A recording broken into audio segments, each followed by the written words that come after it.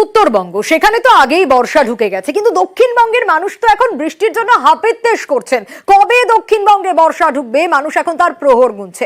এবং আবহাওয়া দপ্তর বলছে যে দক্ষিণবঙ্গের একাংশে মৌসুমী বায়ু ঢোকার সম্ভাবনা রয়েছে আগামী ৩-৪ দিনের মধ্যে। তাই স্বাভাবিকভাবেই দক্ষিণবঙ্গবাসী এখন তারই অপেক্ষায়।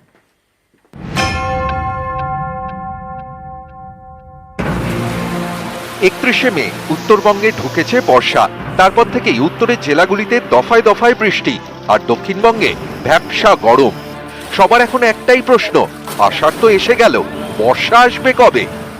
দেখুন, ছাতা আর জল তো সেগুলো ক্যারি করতে হচ্ছে, প্লাস মানে কি বলুন তো, বলা হচ্ছে যে বৃষ্টি হবে, কিন্তু কোনো তার নামগন্ধই নেই। কারণে আমরা সাধারণ মানুষ অনেক তার জন্য ভুগছি সেগুলোকে নিয়ে। প্রচুর অস্বস্তি হচ্ছে। এখন দাঁড়িয়ে আছি যে গাছের ছায়াতে দাঁড়িয়েছি, কিন্তু তাতেই ঘেমে অবস্থা খারাপ হয়ে যাচ্ছে সবার। আর তো সেই জন্য বৃষ্টি হওয়াটা খুব দরকার। প্রচন্ড কষ্ট হচ্ছে, রাস্তায় বেরোনো যাচ্ছে না একদমই, কিছু বলবার নেই। বাড়ির থেকে বেরোলেই পাখার তলায় দাঁড়িয়ে দাঁড়িয়ে লোক ঘামছে, ভীষণ গরম লাগছে। বৃষ্টি সত্যি খুব দরকার। দক্ষিণবঙ্গে কবে বর্ষা ঢুকবে নিশ্চিত করে বলতে পারেনি আলিপুর আবহাওয়া দপ্তর। তারা জানিয়েছে আগামী ৩-৪ দিনের মধ্যে দক্ষিণবঙ্গের একাংশে বর্ষা ঢুকতে পারে। কলকাতা পার্শ্ববর্তী অঞ্চলে সাধারণত মেঘলা আকাশ থাকবে, কোথাও কোথাও হালকা থেকে মাঝারি বৃষ্টিপাতের সম্ভাবনা রয়েছে কলকাতাতেও। আগামী ৩-৪ দিনের মধ্যে আমাদের দক্ষিণবঙ্গে মৌসুমী বায়ু প্রবেশ করার সম্ভাবনা রয়েছে কিছু জেলাতে, কিন্তু ভারী বৃষ্টিপাতের সম্ভাবনা নেই।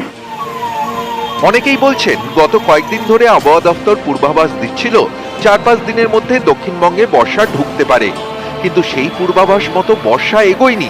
প্রশ্ন উঠছে, উত্তরে আটকে থাকা বর্ষা দক্ষিণে আসবে কবে? আবহাওয়াবিদদের মতে নিম্নচাপ অক্ষরেখা উত্তরবঙ্গের উপর থাকায় সেখানে বর্ষা সক্রিয়।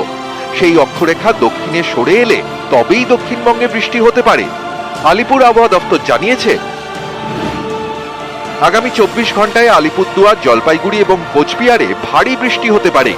দার্জিলিং এবং কালিম্পংয়ে ভারী থেকে অতি ভারী বৃষ্টির সম্ভাবনা। অর্থাৎ উত্তর বর্ষায় ভিজছে, দক্ষিণ বর্ষার অপেক্ষায়। নিউজ 18 বাংলা।